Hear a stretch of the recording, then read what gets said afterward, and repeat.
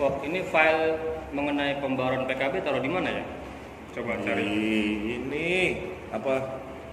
Yang bidang 2. Oh ya udah. Nah dulu. Yang baru, yang udah gua edit. Lu belum dapat yang baru? Iya. Udah belum yang baru? Ntar Yang kirimin aja, kirimin. Tapi ini filenya ya? Iya. Oh, oke. Ini pada ngapain sih? Nah, Pada bro. tempat gue nih. Lu Biasa. ngapain nih? Ngobrol, coy. Ngobrol santai. Ngacak-ngacak tongkrong. Apa orang ngacak-ngacak ya? Ya ini mah emang orang-orang yang biasa ngacak-ngacak pabrik.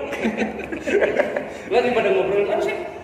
Ini Bung, bentar lagi kita menghadapi momen yang sangat besar gitu, yaitu di pembaruan PKB yang ke-7. Emang udah mau habis betul kita? Mau habis, bentar lagi di tahun 2023. Tanggal berapa sih, bulan apa?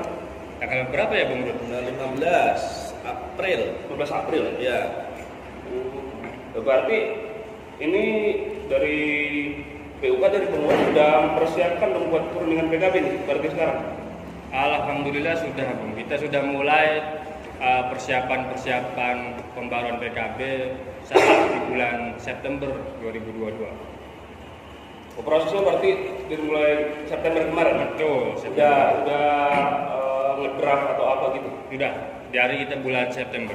Ngobrol aja sendiri ini kan belum kenal, belum ada yang kenal. Saya juga ternyata ini nggak kenal siapa gitu. mereka abang kenalin ini. Gue kirain tuh udah Belum, Bang. udah familiar lo. Gitu Nah, saya loh. mah orang apa sih? Maksudnya dari bagian mana? Dari bidang apa? Pengurus juga. Iya. Pengurus. Terus ini beliau udah lama gitu. Ah. Udah dua periode sampai sekarang. Nah, beliau yang itu nggak tahu dah. Nih, gimana nih? Kayaknya kemarin tuh nggak sengaja aja ya. Ini kan episode yang pertama juga muncul. Ya, saya baru masuk ke pengurusan yang sekarang.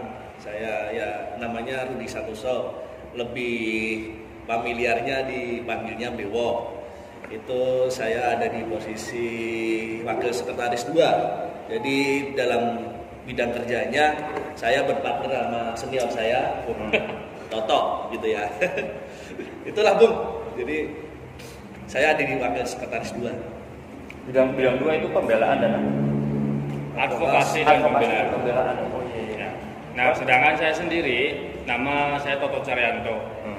Saya berdomisili di Perumahan Taman Permata Indah dan kebetulan gitu, saya juga diberikan amanah 2 periode dengan periode yang saat ini, yaitu di Wakil Ketua 2 Bidang Advokasi dan Pembelaan. Bersama tadi sudah disampaikan Bung Rudi, kita sama-sama saling berpartner gitu untuk mengadvokasi dan juga membela terhadap anggota-anggota kita yang terkena masalah. Nyusahin nggak Bang Rudi ini? Waduh. Ya. Kemarin sih episode 1 nyusahin orang. BPI ketinggalan. Nyusahin mah Enggak nanya ini apa? Nyusahin nggak? Anak baru ini. Nyusahin enggak, cuma makannya agak banyak. Nah, itu mah kelihatan. Cuma kelihatan sih, kayaknya berdua sering berkonflik. harus itu sebuah kewajiban kita harus berkonflik kalau di bidang ini. Banyak ya, berarti sekarang lagi sibuk-sibuknya merancang PKB atau apa sih? Ya, kita lagi dari mulai September kita masih banyak waktu yang kita habiskan dalam merumuskan, merencanakan tentang pembaruan PKB. Dan ngomong-ngomong sampai dari mana ini tadi? Nah, kita mah yang punya tempat ini. Oh, Gue yang punya tempat yang punya lapak. perasaan gue datang tadi kagak ada gitu ya. Ada. Kalau kita ngomongin PKB ya, PKB itu ya buat teman-teman semuanya bukan partai ya, tapi perjanjian kerja bersama. Emang ada partai? Hah? Ada partai PKB? Nggak tahu deh masih ada apa kagak sih? Dulu ada. Hah? Dulu ada. Kayaknya sih. Oh iya kan. Ah, tahu sih. Kalau kita ngomongin apa namanya PKB, Nah, kenapa sih dalam suatu perusahaan tempat kita bekerja itu dibutuhkan yang namanya peraturan dalam bentuk perjanjian kerja bersama? Terus kenapa harus ada gitu PKB tersebut? PKB harus ada di perusahaan itu dimiliki kepentingannya oleh kedua belah pihak, antara perusahaan dan juga serikat pekerja. Saya ngobrolin masalah dari sisi perusahaan terlebih dahulu. PKB ketika tidak terdapat di suatu perusahaan, ini menurut saya gitu ya, perusahaan tersebut tidak akan mampu untuk maju dan terkesan nanti ke depan akan bangkrut. Kenapa saya sampaikan seperti itu? PKB merupakan turunan daripada Perundang-undangan Republik Indonesia gitu. Nah, di Undang-Undang Republik Indonesia mengatur secara umum mengenai ketenagakerjaan. Sedangkan PKB itu mengatur secara spesifik mengenai ketenagakerjaan. Nah, contohnya apa? Saya sampaikan kenapa tadi ketika tidak ada PKB bakal bangkrut. Di Undang-Undang Republik Indonesia mengatur bahwa jam kerja hanya 40 jam dalam seminggu. Nah, ketika itu tidak diatur lebih spesifik, nanti ada Bung Rudi, ada saya, ada Bung Idris. Ketika berpegangannya terhadap 40 jam, jadi saya akan masuk terserah saya gitu, masuk kerja terserah saya. Yang penting 40 jam gitu. Yang penting 40 jam. Saya mau pagi nganterin anak sekolah dulu. Wah, ini mau nganterin anak sekolah, jadi nanti berangkatnya jam 1 siang aja deh. Wah, ini habis itu ternyata ada jadwal kondangan gitu ya, kan kondangan tetangga yang lagi hajatan. Sehingga mundur lagi jadi jam 3. Nah, ketika itu dilakukan oleh seluruh karyawan di perusahaan dalam bekerja, itu akan terjadi carut marut gitu dalam menggunakan jam kerja. Itu hanya satu. Contoh duanya apa? Mengenai seragam kerja diatur nggak di dalam PKB? Nah, itu pun diatur. Tapi di undang-undang nggak mungkin ya? Nggak mungkin mengatur ya. Kita bayangkan kalaupun seragam kerja, kita menganutnya kepada undang-undang yang tidak mengatur spesifik. Saya mau pakai seragam lekbong gitu, mau pakai celana sobek-sobek, mau pakai kolor, itu sah, itu sah, karena tidak ada ketentuan yang spesifik mengatur. Ketika berbicara PKB, nah disitulah mengatur. Maka kita harus patuh dan taat terhadap PKB. Itu dari sisi perusahaan. Nah, terus dari sisi pekerjanya penting juga. Kenapa? Nah, ini wujud daripada demokrasi yang transparan dan juga berkeadilan. Karena kenapa? Di setiap pembentukan PKB, pembaruan PKB, tentu kita banyak mengambil dari saran ataupun masukan dari anggota. Nah, disitulah letak demokrasi. Semua anggota ataupun semua pekerja berhak mengusulkan saran dan juga masukan-masukan terhadap pembaruan PKB agar tidak terjadinya ketidakadilan. Kenapa saya bilang keadilan? Ketika di PKB di perusahaan maksud saya hanya ada PP, itu kan lebih condong terhadap perusahaan gitu. Kasarannya gitu. Akan tetapi dengan adanya PKB, jadi masing-masing pihak mempunyai posisi yang sama. Jadi begitu. Oh iya. Berarti dengan kata lain perjanjian kerja bersama itu adalah undang-undang secara spesifik di dalam suatu perusahaan yang mengatur segala sesuatunya gitu ya kira-kira. Ya, mungkin tambahannya perjanjian yang dibuat oleh kedua belah pihak antara pengusaha dan juga wakil pekerja, dalam konteks ini serikat pekerja, yang tercatat di Dinas Ketenagakerjaan. Oh, berarti itu resmi juga Dinas Ketenagakerjaan. Harus, kalaupun enggak, ya ini dipertanyakan PKB-nya gitu.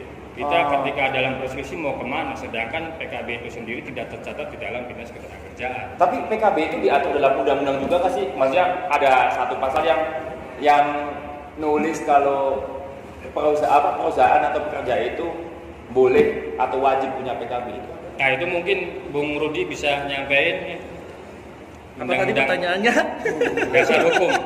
Maaf nih, dasar hukum ya? saya visit 3. Ini agak saya fokusnya agak berkurang gitu.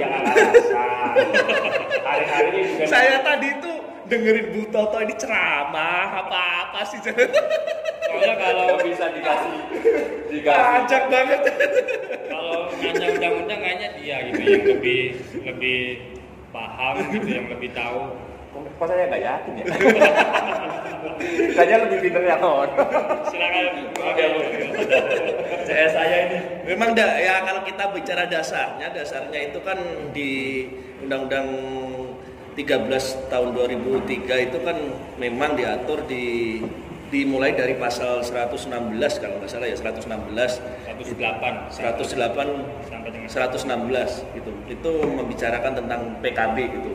Terus aturan turunannya itu ada di Permenaker yang baru itu menggantikan Permenaker yang lama itu Permenaker nomor 28 tahun 2014 itu sebagai dasarnya pembuatan PKB. Intinya sih dalam pembuatan PKB ini kan sebuah perjanjian yang disepakati kedua belah pihak gitu. Jadi bukan sebuah aturan dari satu pihak aja. Jadi tujuannya apa sih? Tujuannya agar kita dalam hubungan industrial itu terjalin secara harmonis.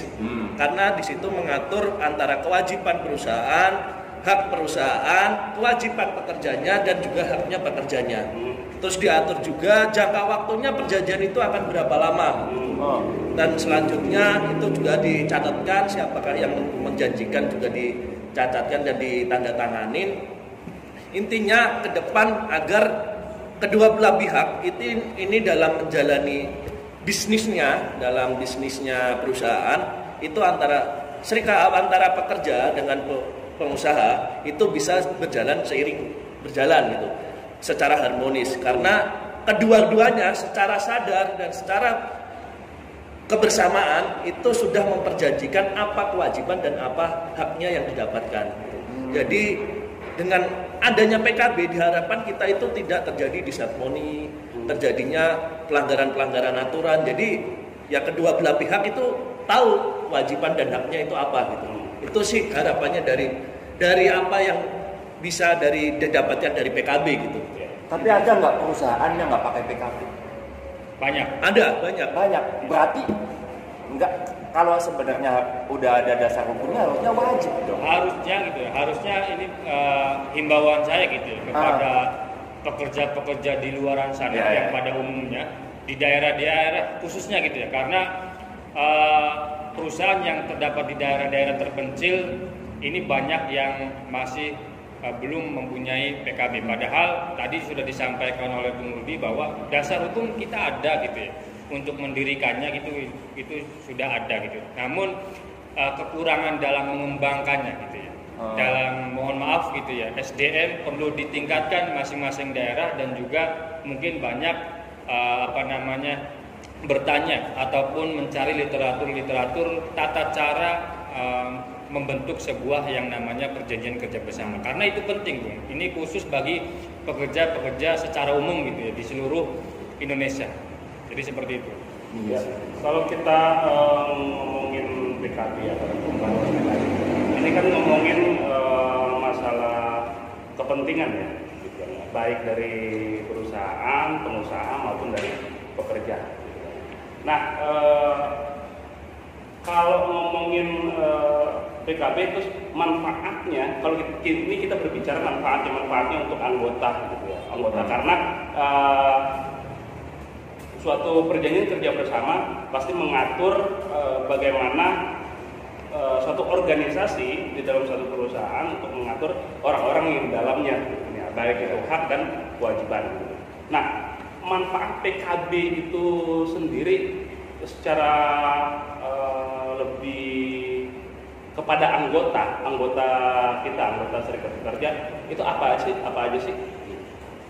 Mengenai manfaat gitu ya, manfaat PKB bagi kita tentu tadi sudah disampaikan di awal bahwa ini PKB sarana untuk kita berdemokrasi, untuk mewujudkan hubungan industrial yang berkeadilan gitu. Nah, disitulah manfaat anggota bisa menyampaikan apa sih keinginan-keinginan dia gitu dalam bekerja, dalam memenuhi kebutuhan hidupnya dan juga lain sebagainya. Itu salah satunya gitu. Sekali lagi saya sampaikan, menjadi sarana berdemokrasi bagi pekerja yang ada di perusahaan tersebut untuk menyampaikan masukan-masukannya. Terus yang selanjutnya, manfaat PKB yang selanjutnya gitu, itu terdapat aturan yang jelas gitu, secara spesifik yang mengatur bahwa ada guidance yang tidak boleh dilakukan oleh pekerja. Jadi dengan harapannya PKB bukan hanya sekedar dibagikan kepada seluruh pekerja, tapi juga dibaca, utamanya dalam tata tertib, sanksi sampai dengan PHK. Itulah guidance ataupun hal-hal yang tidak boleh dilakukan oleh pekerja. Ini spesifik gitu. Bisa dipelajari dan juga bisa dilakukan setiap saat ketika pekerja itu dalam melakukan aktivitasnya ataupun dalam bekerja. Terus yang selanjutnya yaitu mengenai kesejahteraan gitu. Karena tadi saya sampaikan bahwa di masing-masing pihak mempunyai bargaining yang sama gitu ya. Bukan hanya sekedar perusahaan, tapi pekerja juga mempunyai bargaining yang sama dengan perusahaan. Maka ini pun bisa secara berkesinambungan memperbaiki kesejahteraan dan juga meningkatkan kesejahteraan bagi pekerja dan juga keluarganya. Momennya hanya ada di dalam PKB. Jadi seperti itu kurang lebihnya. Berarti itu Intinya bukan duit aja. Bukan duit aja. Ya, bukan ntar kita sangkanya wah di PKB isinya duit doang ya. Yang salah diartikan kadang seperti itu. Jadi fokusnya itu hanya yang berhubungan dengan uang Iya, saja. kadang anggota juga semangat di bagian itu. Itunya doang gitu. kalau Ya nggak sih, nggak memungkiri. kalau udah ngomongin nominal semangat. Waduh, semangatnya minta ampun. Pokoknya bahasanya pokoknya gitu. Ya, artinya PKB ini sangat bermanfaat karena mengatur semuanya yang ada Secara dalam spesifik. perusahaan, gitu. Ya, baik hak dan kewajibannya. Iya, makanya demokrasi terus kemarin waktu tanggal berapa ya kita terus disuruh nyebar link gitu kan, Google iya, Form. iya. Itu salah satu buat bentuk demokrasinya juga ya. Biar semua anggota itu aspirasinya keserap. Iya, buat menyerap. Tapi efektif nggak sih kemarin menurut kamu? Nah, Waktu Google Form itu. mengenai Google Form ya, Yang karena kita aspirasi. kita Iya. sebenarnya ada beberapa cara dalam rangka menampung masukan-masukan dari anggota.